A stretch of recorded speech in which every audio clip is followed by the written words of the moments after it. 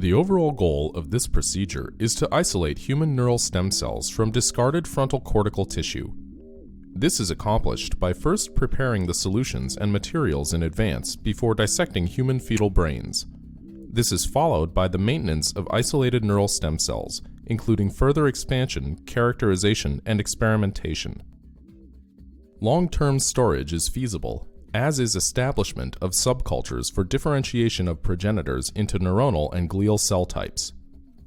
Ultimately, the differentiation of cells from normal CNS can be characterized and compared to that of cells derived from CNS with known neurological disorders. The implications of this technique extend towards therapy or diagnosis of any human CNS disorder. The technique provides a simple and reliable platform to evaluate pathological mechanisms and to assess pharmacological efficacy of new drugs for a given disorder.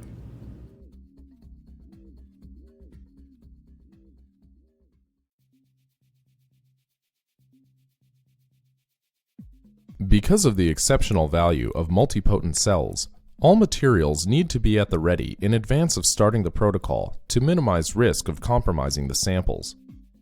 Have prepared refrigerated dissection medium, bath-warmed 37 degrees Celsius culture medium, and refrigerated cell-freezing medium for long-term cryopreservation.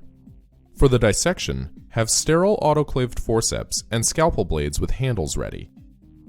For cell dissociation, have a pipette gun, 10 milliliter transfer pipettes, and a 40 micromolar cell strainer ready. Set aside several 10 centimeter culture dishes for dissection, 50 milliliter centrifuge tubes for dissociation, 1.5